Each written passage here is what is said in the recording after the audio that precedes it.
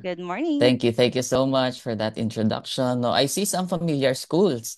May mga schools na mga napuntahan ko na dyan eh, no? So I'm happy that some of you are here and at least you're representing your schools for this webinar, no? And Saturday to, and I'm pretty sure supposed to be dapat talagang no work na kayo, na but you're here and you took time ba to attend this session. So I really do appreciate that. And what I can just promise is I will not waste your time. No, I'm gonna share with you all the things that I know about the use of artificial intelligence, particularly generative AI, when it comes to enhancing your teaching and when it comes to, of course, developing yourself also professionally. So let me share, please allow me to share first my, nagkape na po ba tayo? Ako medyo nagkape naman na. So medyo buhay na ang aking brain cells. Okay, so you see that's my topic. I'll be discussing with you the role of AI, but again, I'll be focusing on generative AI, no? And before I start, let me share with you first my experience with this technology. In fact, 20 years ago, when I was just starting sa teaching, I was not really into technology. I was very, very traditional with my approach. I'm very happy with slide presentation. Okay na yun. Yun lang yun. Tapos paminsan-minsan, may mga videos, no? So really traditional media ang aking ginagamit and tools. Not until I was exposed to electronic portfolio. I don't know if you're familiar with that or you have experienced that one, 'di ba? Pag electronic portfolio, yung mga output ba ng bata ay kinocompile ninyo and in a digital form. But in my case, I use social media as an electronic portfolio kasi yung social media is so powerful na when you ask your students but to because I'm teaching writing to my students and oral communication also.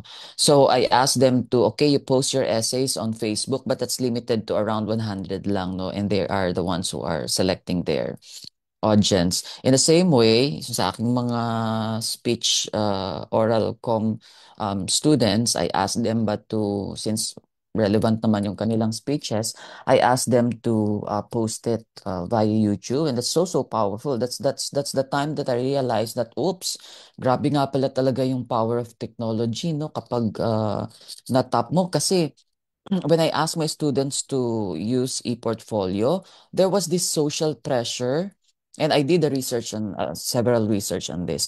There's this social pressure ba for them to do better.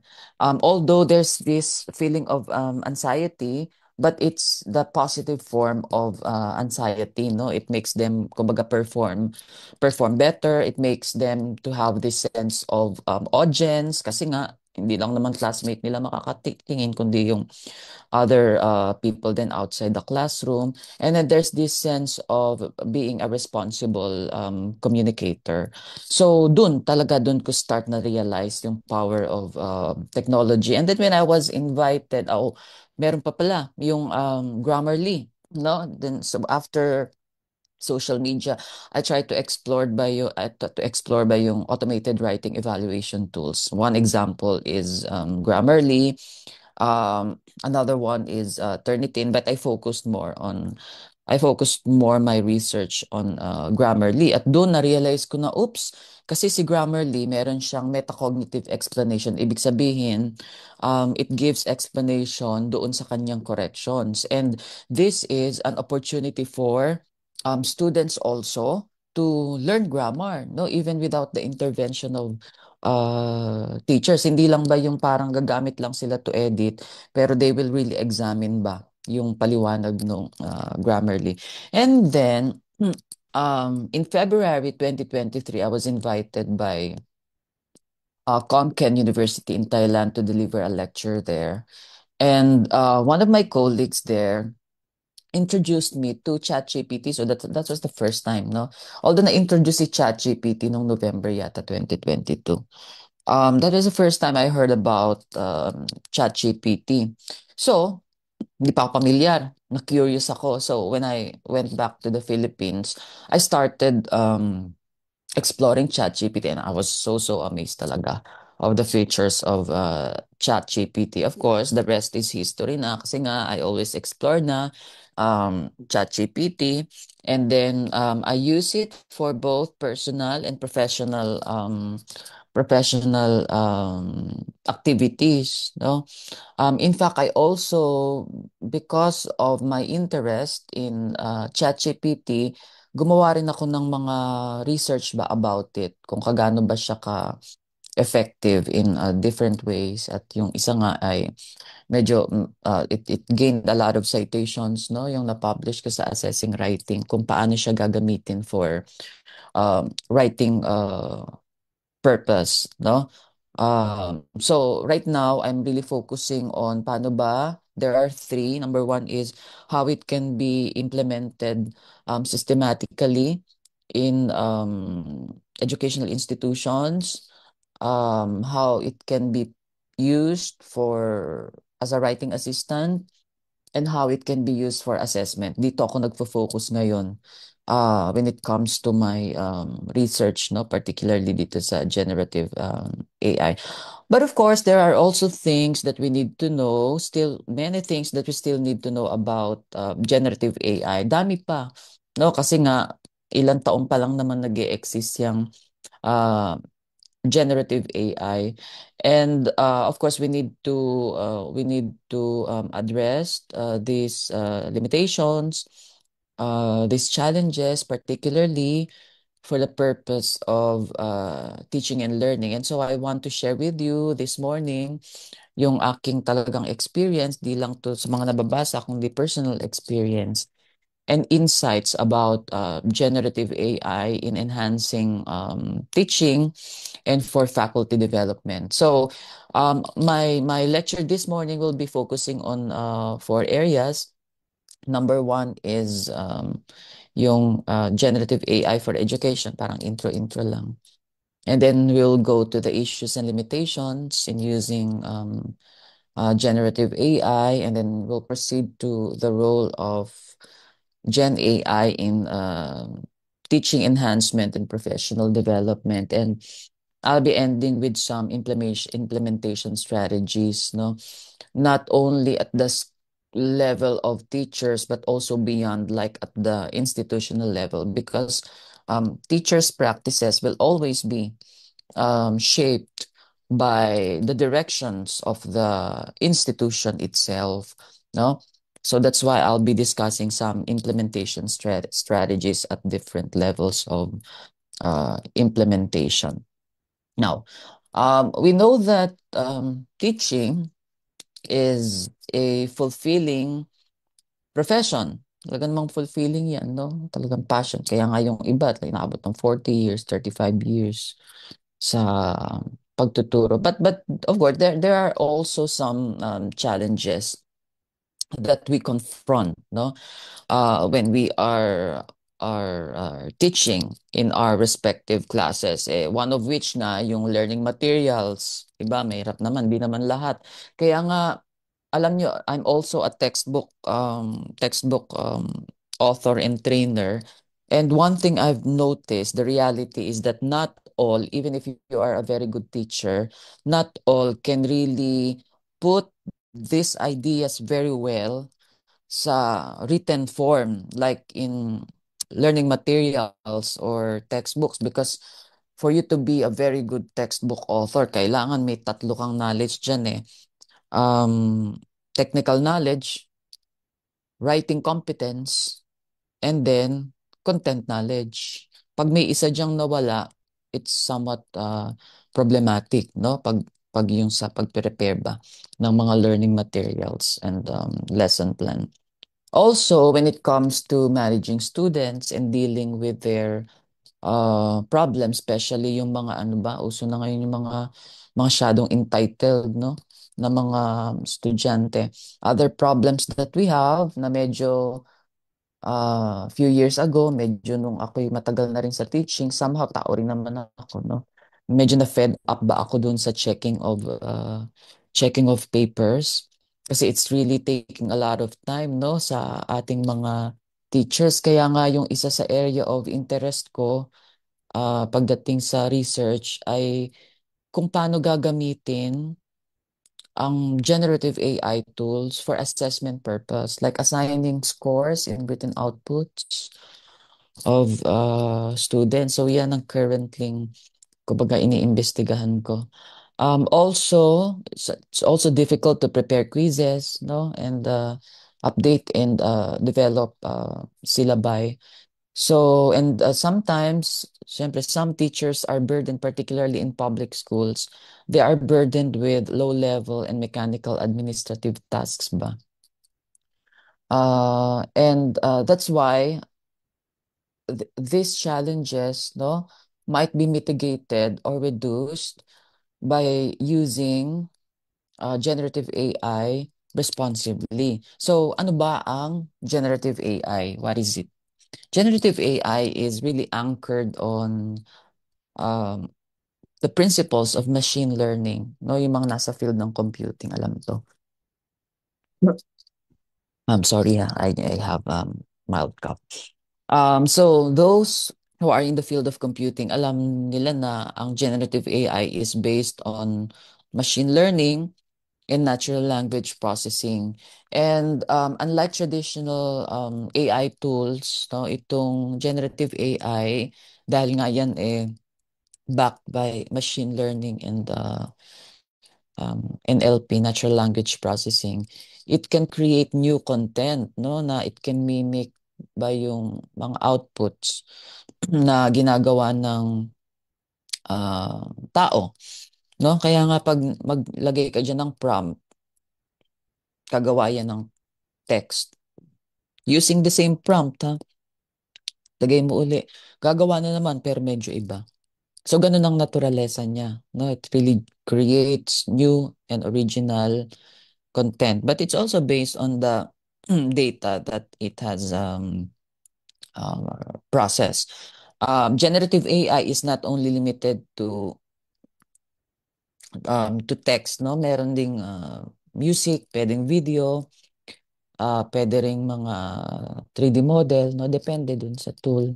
So, I have here different AI tools, but I don't know kung sa alin ka nang nagagamit nyo dyan. Siguro you can type, no? But this you will have some ideas ba kung ano ang ginagamit nyo. But of course, the most popular is ChatGPT na na-release nga nung November 2022.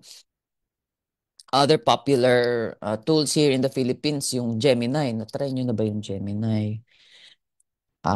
Gemini, ito yung dating Bard, no? Bard by Google. Ngayon ay Gemini na. Tapos meron ding Claude. Somehow popular din yan. Meron ding Perplexity.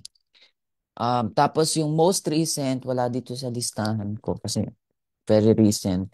Yung DeepSeek, naku, talagang a lot of emerging studies now ay confirming kung kagaano ka-efficient at kagaling ang DeepSeek, no? DeepSeek is DeepSeek. But it's developed by China. No? Develop yan ng China. Itong OpenAI, develop yan ng Western company. So yun nga lang DeepSeek, meron niyang limitations like dahil nga develop yan ng China, hindi yan magbibigay ng information against China. So kahit tanungin mo yan, like halimbawa yung kaguluhan sa Hong Kong na nai-implicate yung Chinese government, hindi yan magbibigay ng sagot, no? Medyo filtered lang. So, but the difference, baka you might be asking, what's the difference now of between ChatGPT and DeepSeek? DeepSeek is very, very good at technical tasks. Very good yan. Like, if you want to use it to assist you for like research writing, it's more accurate, in fact, than ChatGPT. Like, if you ask DeepSeek to, okay, can you give me references on research papers on this particular topic, magge-generate yan. But sometimes it still has hallucinate. But if you will compare it to the accuracy of ChatGPT, ay, medyo mas accurate si DeepSeek. But when it comes to general tasks, no, general purposes, hindi masyadong technical ba? ChatGPT is more efficient. So depende, no? Depende sa purpose. Why is it more efficient pagdating sa general purpose? Eh kasi ang dami ng mga na-input diyan ng mga user, daming user niyan, no? Dami nang na-input, so pinag-aralan niyang lahat 'yan, no? Kaya nga lang yung algorithm ng DeepSeek mas swak siya, no? Sa mga mas technical na ah, so you try to explore, no? Try to explore at least yung Gemini para you can compare ba. Yung Claude, yung Perplexity, ChatGPT, at saka yung DeepSeek. At least tong lima, you try, no? And you will see the difference among these three. Now, when it comes to education purpose, and I'm sure that some of you have explored this already. Number one is um, you can use these tools for generate content learning, no? Content learning. It can give you additional information ba? Like halimbawa, you encounter a particular technical term and then you try to read it up from the internet, yung mga reliable sources. But sometimes it's overwhelming ba sa dami ng information and you have this difficulty in processing the information. So you can probably ask ChatGPT, can you further explain the concept of metacognitive awareness, halimbawa? Ganun. So, it really helps, no? At kayo, syempre, mas maintindihan nyo yung content, no? So, depende syempre. It can really simplify. It can really simplify ba? Complex ideas. In fact, there are some cases, because I'm also a researcher, I also experienced some difficulties ba in reading very technical papers. So, syempre, una, babasahin ko muna ang papel. Somehow, I would able to be able to grasp, no, yung content niya. Pero may mga parts syempre na it would be very difficult for me. So, what I do is I upload the paper, this very technical paper to ChatGPT or DeepSeek, and then I ask the tool to, can you please simplify to me this concept, blah, blah, blah, blah, and then I'll just detail it na lang. And then, yun, talagang papaliwanag niya, no? So it's very very good. Halimbawa, you are teaching certain concepts kasi minsan the struggle of the teacher is that yung minsan may mga teacher complex na nga yung concept, pag pinaliwanag, lalong nagiging complex. Eh, di ba dapat you have to simplify it if you are teaching students, particularly yung mga low-level students. So, you can use this, no? As a way to modify back or to simplify complex ideas. It can also serve as a peer support. Like, it can be your virtual colleague, like if you have problems with your instructional delivery or just ask ChatGPT. Even if you like, I tried asking ChatGPT yung sa halimbawa, ay nako, I have this colleague na ganito ang ganito yung attitude. So how should I deal with this person? Ganon. So sinubukan ko lang. Tapos yun, nagbigay siya ng magaganda ring suggestions, no? Pero syempre, walang human touch yun. Pero somehow, at the cognitive level, you'd be able to see, ito ang rational way of probably dealing with these things. So, in the same way, if you have like problems with your students, ayun, so pwede kang humingi ng advice dyan. If you have problems on, let's say, using a particular tool, di ba? You can ask generative AI to give you a simplified version ba? Parang magiging tech support siya. No? So, pwede rin yan. Very useful din in materials development. No? Kasi, like, let's say you've come up with different components of your lesson. Tapos you can ask ChatGPT to provide feedback to your draft, no? let's say how it can further be improved, no, pagdating doon sa mga components. Pag ikaw ay may natapos na isang lesson, you can ask the tool to evaluate, no, the efficacy probably of and the clarity of the materials that you've developed. It can also give you some strategies on how you can deliver instruction, no, like halimbawa, you want to, let's say I'm teaching English and I want to give some sample dialogue or conversations to my students using correct subject verb agreement. I can ask ChatGPT to, can you generate as a short, a brief sample of a conversation using showing effective and ineffective use of subject-verb agreement. Tapos magbibigay siya nun. No? So if you have some, like if you ask some strategies then on like innovative strategies in delivering lesson. Kasi halimbawa, palagi na lang, ito na lang ang ano mo, palagi ka na lang quiz, quiz, quiz, quiz, quiz, quiz, quiz. So you can ask ChatGPT, can you give me, oh, this is my learning objective, this is my target audience, ano pa ba? This is my learning objective, target learners, this is the context of my instruction. Can you give some approaches to make the activity more engaging aside from quiz? Parang ganyan. So, magbibigay yan.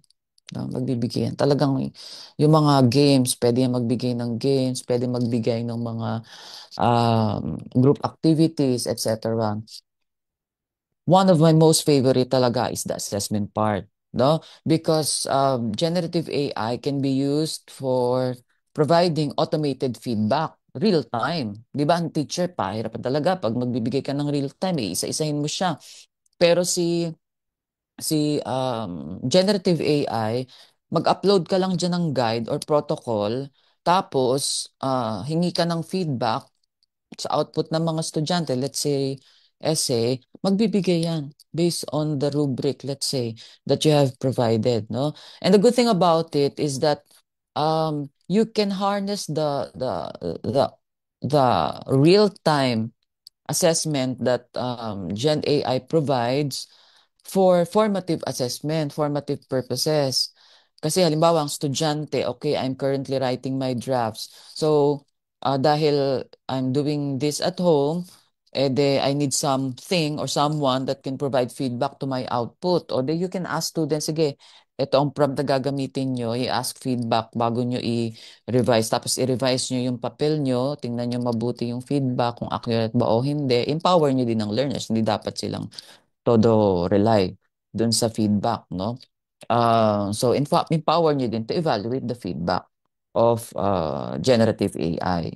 And they can reject, they can accept depending on their assessment. So it also promotes self-directed learning if you will be doing that one. In many cases, it can assist you in creating rubric, lalo na yung mga very specific, ano ba, context. It can also help you develop test items, and some assessment report, no?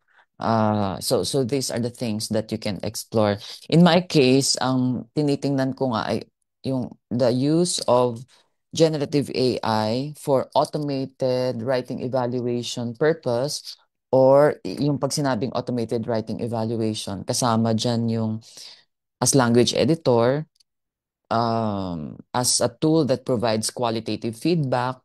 And by the way, generative AI can also assign scores, ha? Can also assign scores sa mga output ng inyong estudyante. And there have been so many studies confirming the reliability of generative AI in assigning scores to the written output of students. But this is a caution, no? Kailangan tama ang prompt. Okay? Tama ang prompt, tama ang protocol. Dahil yung ibang studies nagsasabi hindi siya reliable. Dahil sa mga limitations na ginamit na prompt, no? So very very critical ang paggamit ng prompt. I think that would be I'm gonna show you a sample prompt na lang, no? Some strategies in prompting generative AI. As a writing assistant, it can help you from planning to revising and to finalizing the paper. Like, pwede yung maging intelligent collaborator nyo during brainstorming. So that's during the planning stage. It can help you enhance your outline. It can provide feedback to your output. Tapos ikaw naman ay magre-revise. Tapos it can help you or the students polish their written work. But I always emphasize to the teachers, no? When you allow your students to use generative AI for writing purpose, you have to observe process orientation. Like, kailangan makikita nyo, output muna ng estudyante, tapos pang-assist lang talaga si generative AI. So, titingnan nyo yung output mo ng outline bago nila ipa-feedback kay generative AI. In the same way, sa language editing halimbawa, um, kailangan makita nyo muna yung original draft. Tapos, mag-self-edit muna sila. Tapos, pang-final, ano na lang, pang-final checking na lang yung generative AI. But, you can ask your students to attach the original output that they have and the edited version para lang ma-ensure ba na talagang and then you allow students to process it. Hindi yung yun lang, inedit lang tapos na. Lalo na if you're teaching English, no? So, you ask your students to compare anong pinagkaiba ng edit ng generative AI at saka ng original text nila, no? Ang principle of noticing ang pinapagana nyo dito and it facilitates learning. So, magiging aware sila sa mga changes and it's part of learning ba? Wag yung ano lang, gamit lang and then that's it. Hindi uubra yun, no? The students will be really depending too much on the tool and that's not good because it will have really this negative impact no on students and even naman sa atin as teachers pag over reliant tayo it will have a negative impact on us. So we have to use the tool responsibly. And speaking of prompt, no, kailangan malinaw ang prompt. I'll be a bit technical here. There are three prompting strategies that you can use. Pwedeng yung zero shot, meaning ano ka lang, type ng mga instruction tapos enter. Meron tinatawag na few shots. Yung few shots, magbibigay ka ng sample. Halimbawa, you ask the generative, you ask generative AI to compose a report. Tapos mag-attach ka ng mga three samples. Few shots ang tawag doon. Or halimbawa, papa-assess mo si generative AI ng written output ng mga estudyante. Tapos mag-a-upload ka ng mga tatlong papers na evaluate mo as a guide for generative AI. Few shots yun, few shots kasi may sample kayo. Yung zero shots pa lang sample yun. Yun lang pinagkaiba ng dalawa. And then the third one is chain of thought approach. Yung chain of thought naman, talagang ganito, iisa-isahin mo yung procedure. Kasi kapag yan very generic lang, baka malito si generative AI. The more specific you are, the better. Now, I was able to generate a framework in coming up with a prompt. No, hindi nyo to makikita sa iba because I'm doing a research on this one. And if you will notice, di ba, number one, ito yun yan ang mga sample. Revise the following paragraph to improve grammar, blah, blah. Act as a professional academic editor. Yan. Three, the paragraph is written for a teacher evaluating formal academic research. Yung number one, yan ay goal, no? If you will notice. Number two, yan ay yung, sabi niya, act as a professional academic editor. Role naman yan. Yung three, the paragraph is written for a teacher evaluating formal academic research paper. Yan ay yung audience. Medyo nakakabuo na ba kayo ng word? No? Itong word na tong mabubuo natin, nagagamit din yan sa ibang context for teaching purpose. No? Four, student is working on a research paper for a senior high research methods. Situation yan. And then provide an improved version of the paragraph o the product naman yan. And then six, do not add ideas, arguments, or examples. Ito naman is setting limitations. So, ang framework is this. Okay? The GRASPS prompting framework. I'm still, based on my experience, upon using it, talagang iba ang nagagawang output. Mas ano siya, mas specific, mas contextualized, mas nuanced. And that's just based on my observation. So that's why I'm currently doing a research talaga to have this empirical evidence kung talaga bang itong framework na ito ay magiging napaka-effective, no? Sa para mas maging useful and insightful ang ibibigay sa ating output ni generative AI. You can probably explore it also. But you also have to take note itong limitations. Although marami, very powerful tool ang generative AI, may ilang limitations din yan, no? I just listed here nine, and probably you might probably have your own experience then with this. So number one is it still hallucinates. Common yan sa lahat ng generative AI tools, especially if you push to the wall itong generative AI. Yung bang halimbawang um, kahit alam naman nating mahihirapan siyang sagutin, no? E pipilitin natin siyang magbigay ng answer. So it will really hallucinate. You know, one experience that I have, especially during the earlier versions of ChatGPT, nag-hallucinate siya. Pinaglista ko siya ng references or research papers about I think social media based electronic portfolio. Nag-hallucinate siya kung ano-ano ang pinagsasabi niya na references, no? Pero ngayon somehow nag-improve ang accuracy. Especially if you will instruct generative AI to not fabricate information. So explicitly, you will tell generative AI, do not fabricate information or do not hallucinate. Somehow it reduces the instances of hallucination. Also, it is sensitive to minor adjustments in prompts. Halimbawa, pag sinabi mong improve the text versus edit the text versus edit the grammar of the text, it will reveal you different outputs. Pero kung tutuusin, parang wala namang difference yung tatlong yun eh. 'Di ba? So pag sinabi niyo improve the text, magdadagdag yan ng ideas. Pag sinabi niyong edit the text, hindi siya magdadagdag ng ideas, pero talagang iibahin niya ba yung language style, no? So somehow, pati yung identity mo as a writer ay mawawala, mabubura.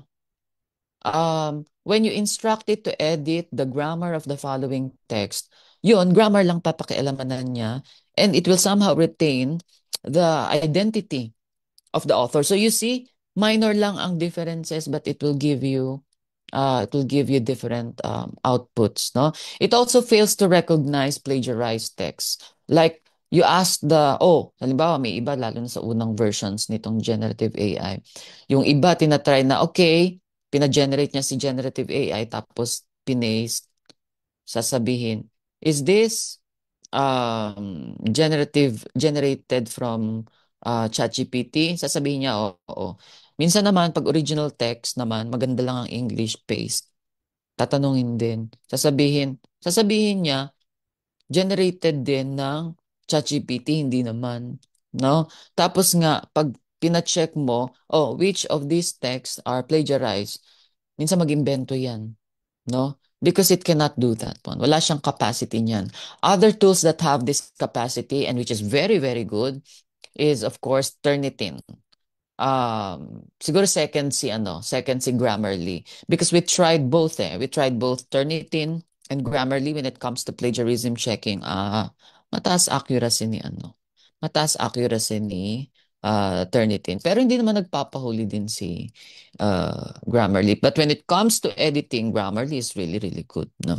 Now, it also exhibits certain biases. Napatunayan ko to when I ask like, when I tried to ask ChatGPT to generate essays on argumentative essays. Sabi ko, you take a position on these topics, 200 topics yun. Tapos, talagang it takes positions at makikita mo na kung ano yung popular position, yun ang kinukuha niya. So, doon pa lang, you will see na meron talagang bias, no? Si ChatGPT. Obviously, it lacks human experience dahil nga tool yan. So, walang masyadong, human voice. Walang masyadong touch of um, emotions, no? And it also, dahil wala nga siyang experience, it also lacks the ability to reflect on its own accuracy. May mga tools, nabanggit ko kanina, that overly censors content, like DeepSeek. If it's against China, censor niya yan. Minsan naman, tong si ChatGPT, you will just ask it to, halimbawa, sinubukan ko minsan. Okay, can you, kasi uso Miss Universe during that time, no? Tapos ano lang, um, naisip ko lang na i-prompt si ChatGPT, can you come up with a winning swimsuit for, let's say, this particular candidate? No? Ayaw niya. Kasi swimsuit nga. So medyo nagsisensor siya niyan. Ewan ko ngayon. Pero during that time, when I tried it, ginagawa niya yan, no? Tapos, halimbawa, pag kayo magtuturo, I'm pretty sure, no?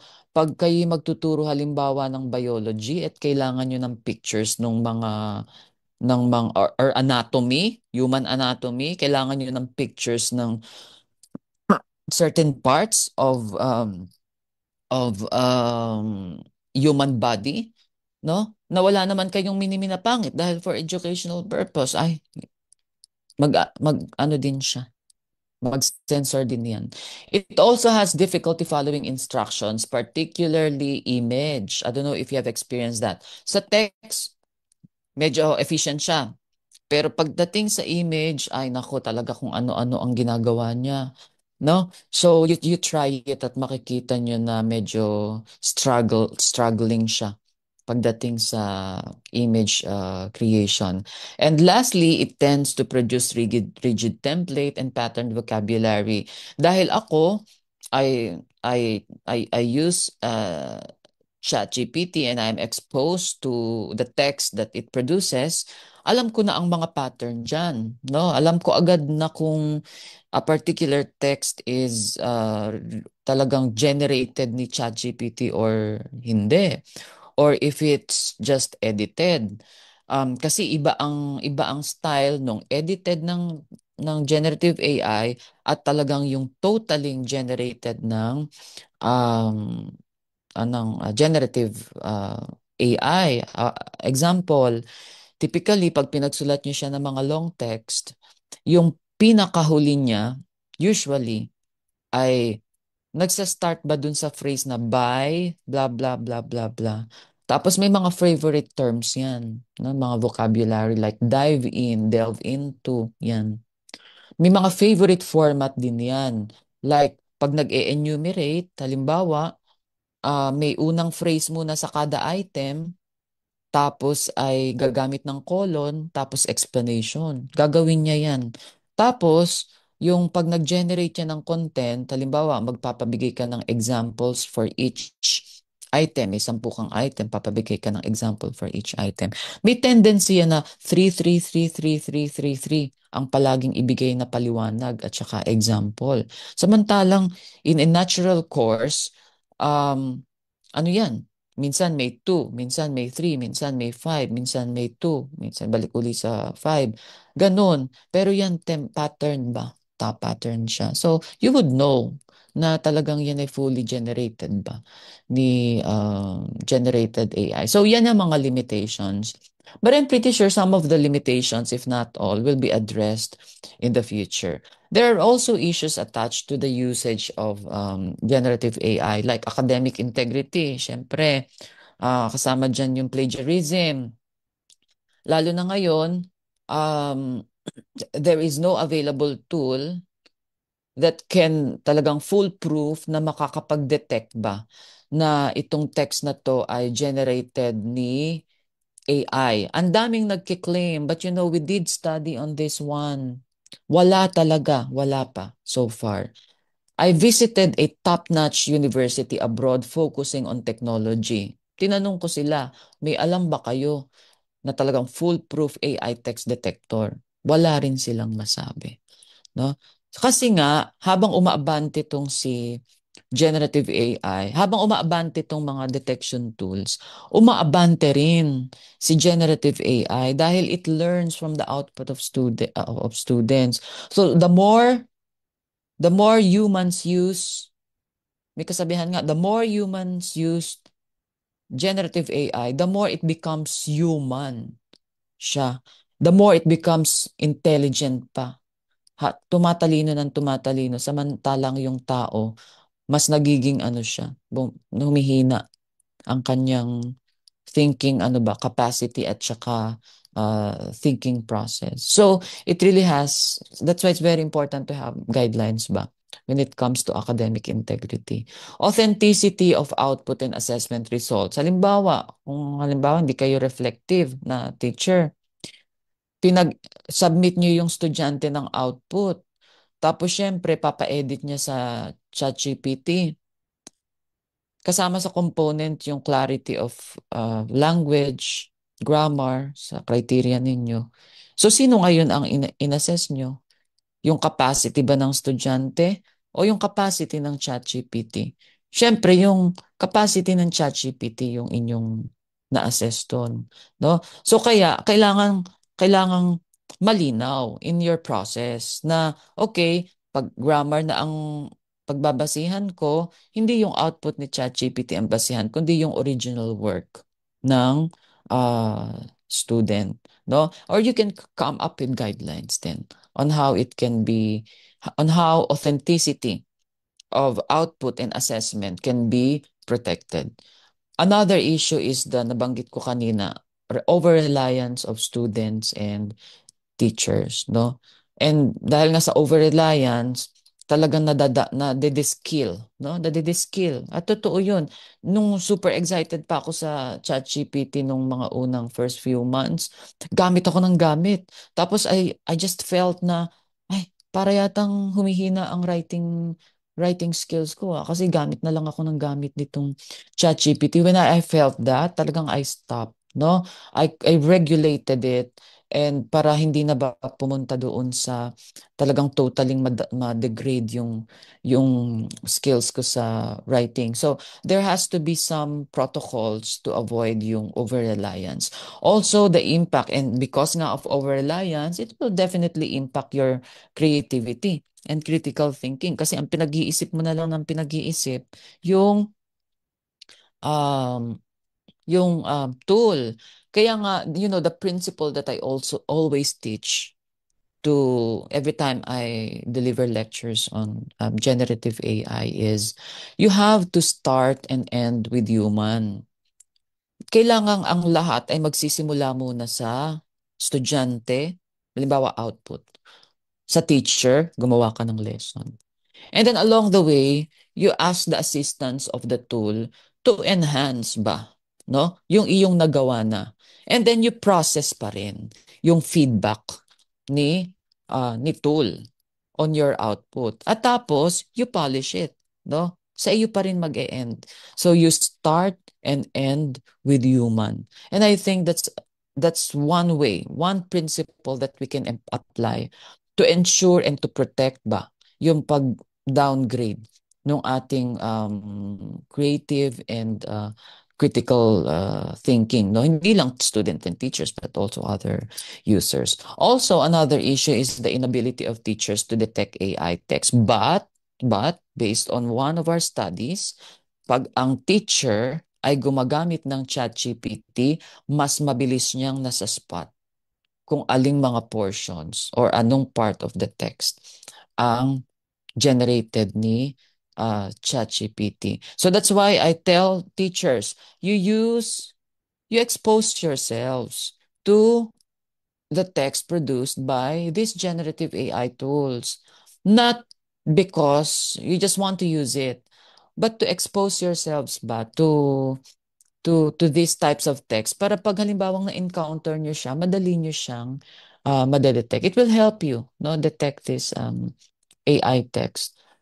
So these are the limitations, no? That these are the limitations and the issues that, of course, you will be confronting when you use generative AI for teaching and learning. But there are things din naman that you can use generative AI, particularly for your professional development. So number one nga is it can give you personalized professional development because as you use ChatGPT, it will it will analyze your your your ano ba, teaching history, your usage history, your interest. Tapos, the recommendations of this generative AI tool will depend on that exposure of generative AI on how you use it. Kaya mapapansin nyo, minsan isang prompt nyo lang sa generative AI, oops, wow, hindi ko naman in-specify yung kailangan ko. Binibigay niya yung detalye kasi pinag-aralan na niya nga. No? Kaya nga may personal touch somehow si generative AI. It also, nabanggit ko kanina naman, I think extensively as able to discuss with you yung instructional support that it gives, no? From syllabi, 'di ba? Halimbawa, meron kayong mga learning competence dyan, target learning objectives, mga topics, how can you convert it into lesson? Tapos, halimbawa ay uh, malimit kasing magkamali ito ang learning objectives, mali assessment, no? So, halimbawa, you're gonna ask the assistance of generative AI, this is my learning objective. Can you polish the assessment activity that I produce to better align it with the learning objective? Pwede rin yan. So, instructional support, no? In all aspects na yan. It can also give you pedagogical feedback. So, yun nga, if you have like lesson plans or learning materials, or you have some strategies, it can give you feedback on those things. It can also serve as a faculty coaching, and not only on the cognitive aspect, but also on the emotional aspect. You try. No, kung di man kayo masela na kailangan tao ang nagbibigay ng advice, you try na humingi ng advice kay generative AI, and it will give you reasonable reasonable advice. May not be the perfect advice, but there's pwedeng wala siyang human touch, but I think the advice that it gives are reasonable enough for us to appreciate. If you are into research writing, lalo na't kayo nagtuturo sa higher education, ako, napaka-useful ni generative AI. Like, halimbawa, but caution again ha, kasi may mga naghahallucinate yan minsan. Halimbawa, you have this certain topic. Tapos the problem that you have is, I really don't have any ideas on what theoretical framework to use for this particular topic.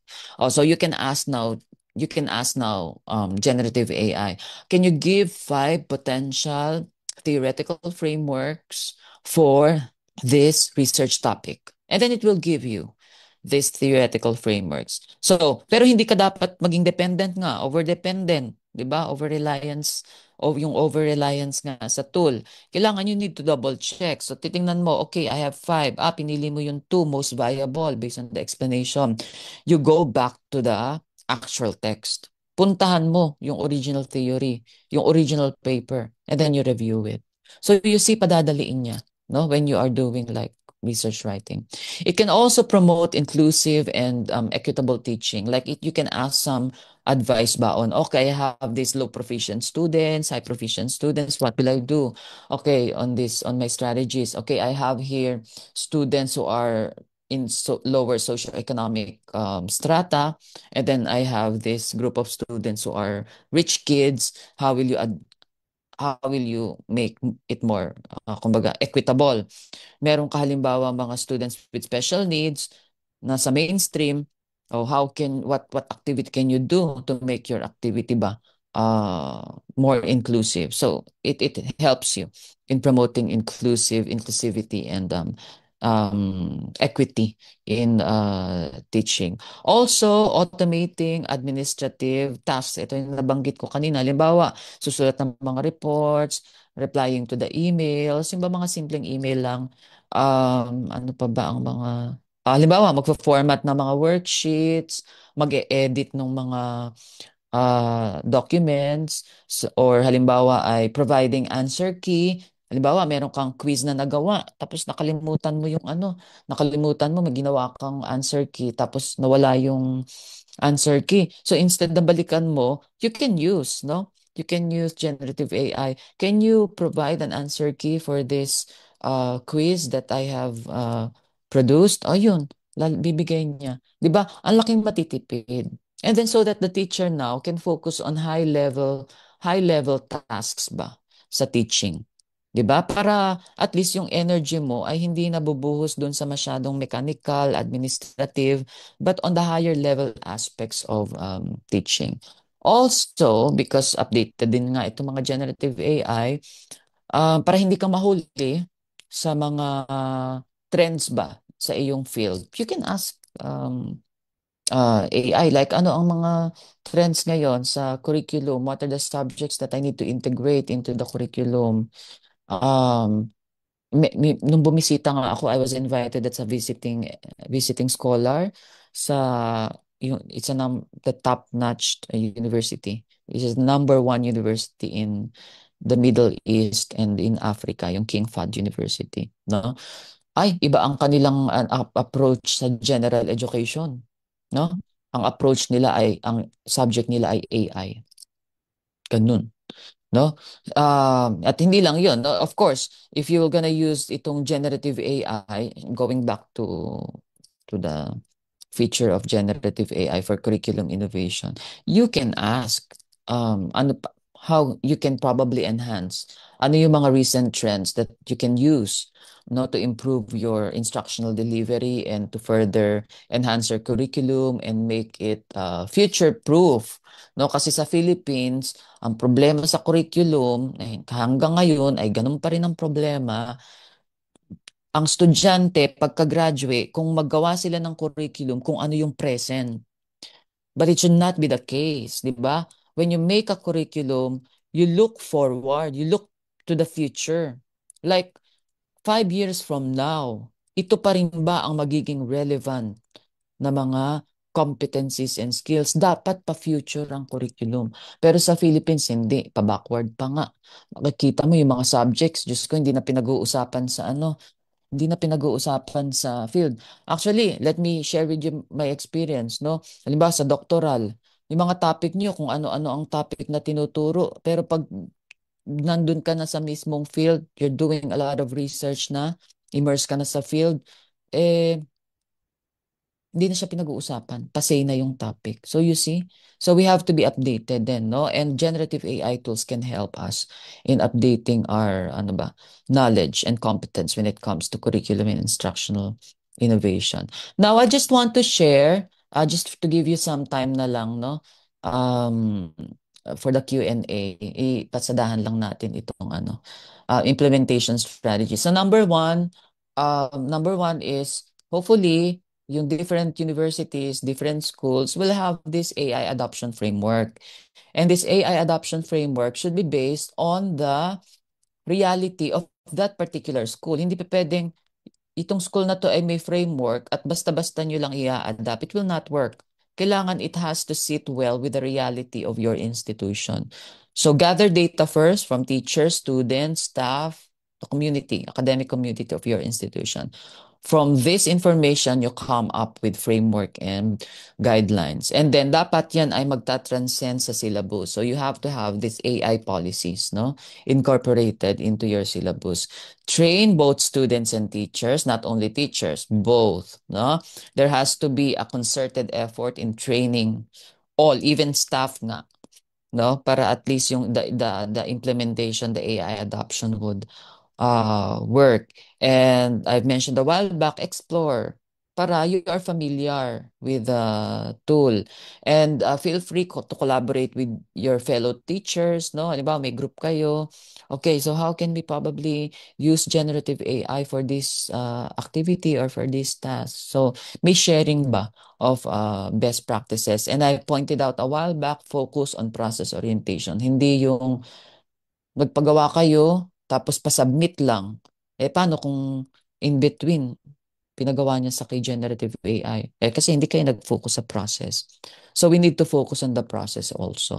Academic integrity, I pointed that out, and also you ensure the objective, fair, and accurate assessment. That's very, very important dahil yun nga, kapag halimbawang ang inassess nyo actually, output ng generative AI, tapos binigyan nyo ng mataas na score ang estudyante, unfair naman yun. 'Di ba? So, you have to have protocols on that one also. Make sure that your practices and incorporating generative AI into teaching is based on current pedagogical principles. Halimbawa, ay constructivism. That's a very it's an established pedagogical principle, no? Constructivism, meaning students will make meaning and will actively engage in learning. E di kung ganun ang principle nyo, wag niyong pabayaang puro si Gen AI ang sentro nung learning process. Pang ano lang siya, pang tool lang siya, and you have to find ways to make sure that you are applying this principle. Also, yung communication, very important, monitoring, very important, no? Kapag kung may implementation plan ka na, dapat yan ay regularly minomonitor, hindi yan one shot, ano ba? One shot deal. And provide guidance and support mechanisms like yun nga nabanggit ko, mga training, help desk, kung kaya niyo gumawa ng help desk, that would be good. Try to find ways on how human creativity can complement the technical expertise of generative AI. I pointed out inclusiveness and equity also. That's very, very important. And protect users from any cyber threat. Tandaan nyo, ang lahat ng ina-upload ninyo sa generative AI ay pinaprocess niyan. So please do not upload any sensitive information. Like halimbawa ako, I'm gonna upload the salary scale of National University. Aba, pag may ibang nagtanong dyan, about salary scale of National University, maaari niyang i-generate yun, no? Kasi i-input mo yung sensitive information. So be very careful. You anonymize, no? Yung inyong mga text. Foster collaboration not only within school but also outside, no? Like other schools, local government, and also parents. And if some of you are school leaders here, syempre, technology leadership, you should know how to deal. You should know things about technology. Kasi how can you manage it as leader if you yourself is not familiar with the technology? It's just impossible. So that's why it starts from awareness, knowledge of the technology, and then, exploring ways on how you can really manage and implement this technology responsibly within your institution. Policy, very important. Again, contextualized within a specific educational institution. So I want to end this lecture with this quote. No, this is an original quote. Just like a bird, no, the bird does not sit on a branch because it has confidence in it. It sits there because the bird has confidence in its wings. So it just means that just like a bird, we must open ourselves with the opportunities that AI provides. Let's explore these tools. not because you fully trust the tool, but because you know and you are confident that you can navigate it um, effectively and you can navigate the complexities of generative AI responsibly. Okay, so with that, thank you so much. And I think we can allot few more minutes for the Q&A.